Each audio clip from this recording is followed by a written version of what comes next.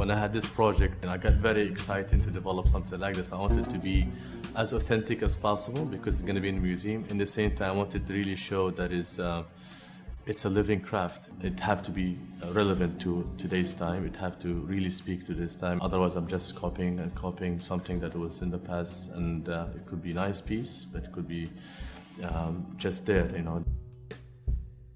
So first, you have the design, and design is based on a geometrical grid that deals with the 4-fold and 8-fold grid. So you can see the 4-pointed star, and you have the octagon, and there's this underlying grid that is based on a 45-degree angle, and it can be used as well as a 90-degree angle. But you can see here, the thing is from designing it and seeing the opening, and how can you determine the thickness of wood when you do the screens. So in this drawing, you will see that this is a one strip, this is another strip, but you can see the two opposing. It's one in red, front side and the back side. So when you have this joint here and you have another one placed on top, that's what gives you the overlap joint of the screen. So the idea is with those grid, there's a beautiful proportion between the thickness of wood and the unit pattern here. The circle is always the maintainer of this proportion. You can see it very clearly. And once we develop this drawing, each one of those units can be also designed once you learn the geometrical pattern of it. So you can see here that you have a different variation of designs from the octagon and 4-pointed star, and they all share the same structure, but then it manifests itself to different variations of pattern. So how can we take the drawing now to the actual wood? Okay, so traditionally how is it done before? They use tools to mark the wood. And first we need to show the idea of how we can get those squares and the opening for the joints to cut it. Something similar to this one here. So first, we get the marking gauge, and you can see it's already scraped in the wood. So this is the distance, which is this distance here. And then afterwards, you used to use tools like that to mark. You have two different sizes. So you have the size of the square here and the size of the opening. So let's say first we start with this. And it was a technique that you use to mark so that you know the sizes is always consistent. So you have the square, big square and a small square. It's always something just to get a little bit of the mark so you can see in the wood which size is which. So after you have those openings here, we need to have the square, so this is a perfect square.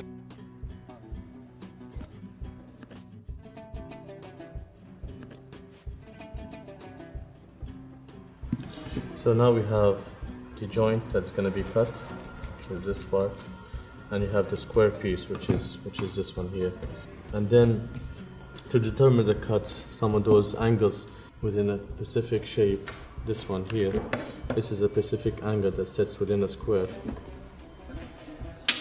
So we can have that already marked, and you put it in the square here.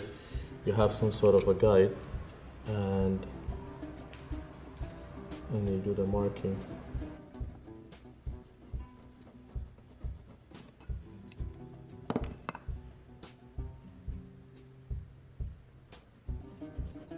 But as you can see, to do this, for all the strip using this, it takes a lot of time. It takes a lot of time and effort. So one way of developing it is we start to go also in the fixed measurement. But that also, we found out in the same time, it will take time to measure each part. So I found a way to cut the specific design that I want on a template like that can be fixed within the squares. Let's say once you get all the cuts based on this, each one of those squares will fit on the pattern, so you know exactly the distance that you need to cut and the shape.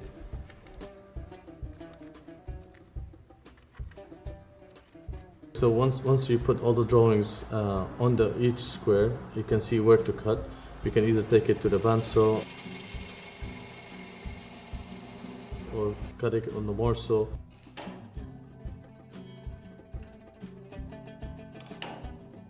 Or in the chisel, based on each one of those design based on the composition.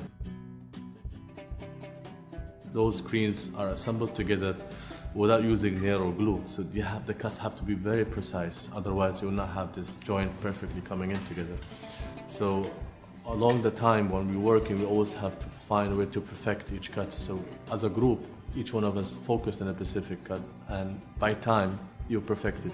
That's the craftsman. He is a maker who makes things a beautiful object, but after you do it, after a while, he become crafted at it. He become a craftsman, and that need time. That need time and repetition, and to be always conscious and aware of what you do.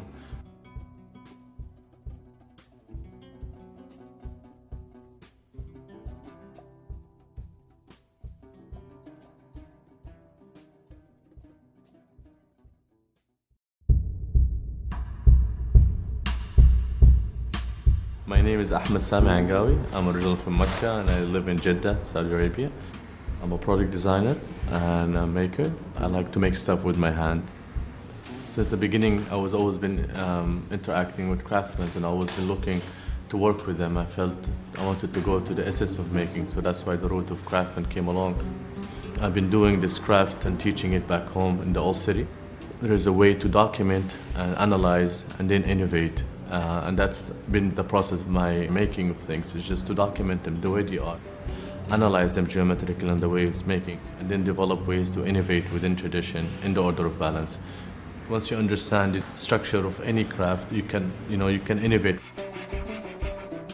Those screens are assembled together without using nail or glue, so the cuts have to be very precise, otherwise you will not have this joint perfectly coming in together. Everything have to finish with the chisel, everything have to be cut with the hand in the end. When we're working, we always have to find a way to perfect each cut. So as a group, each one of us focus on a specific cut, and by time you perfect it. That's the craftsman. He is a maker who makes things a beautiful object, but after you do it, after a while, he become crafted at it. He become a craftsman, and that need time. That need time and repetition, and to be always conscious and aware of what you do. So in a way, what we did it as a group, each one of us was focused on a specific cut, and he's naturally perfecting it because he's doing it day after day after day. We started working with makers here in London, and I really wanted to involve them in the project because, first of all, it was a great pleasure to work with such talents and to have this kind of exchange of knowledge that used to happen in Mecca from the craftsmen from different parts of the world. So we had people from Germany, people from Korea, people from Iraq, people from London, of course, and it was a nice, diverse group that each one of us have a certain way of doing things and a technique and profession that we learned from one another. So it was a wonderful experience for us as making those screens.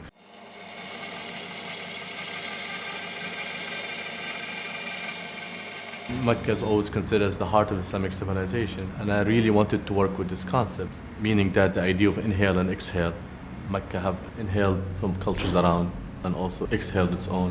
Culture is always based in this diversity. You can see it in our architecture, you can see it in our food, you can see it even in our own genetic blood. There's a lot of diversity in there, and we take pride in that. We celebrate the diversity and unity that we have. When I saw the two windows opposing one another in the traditional gallery, I immediately thought of a dialogue between those two. It have to be something that relates to what I was talking about, Mecca being the heart, and also walking into any museum or any gallery, you always look at the objects and art pieces with your mind and heart. With your mind, you can see how the craftsman is made, what techniques you use, what's the material. With the heart, if you're passionate about the culture, you completely connect with it. So we have this idea of dialogue between the heart and mind in many different cultures. So I thought of each time the person visit can sit, he can always reflect in this idea. Each one of those screens have openings, and those openings, we either call them units, and I prefer to call them letters. Same idea with letters. When you compose letters together, you come up with words. When you compose words together, you come up with sentence. And for me, it all falls within the grammar of Islamic architecture. It's all part of the element. I start calling them letters and then composing, and made sure that each one of those units have a different I wanted to show to the viewer that we have so much variation, you know, and this is only just a few. And there's some of them are hybrid, meaning that two units together develop this new interesting shape. And I saw that also part of the tradition that the craftsmen used to make it with that kind of concept. So I felt very comfortable to go in that direction, since also it's been documented, it's been shown in the old Meccan houses, and again move with it and develop many different variations.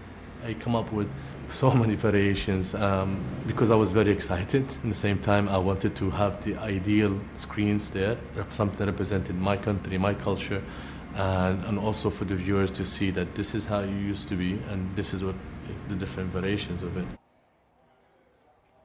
Nowadays, we only look at appearance and how things looks, rather than the process, how it developed, and if it follows an ethics of making. So I wanted to merge between design, craft, and technology and find a way that they can work together.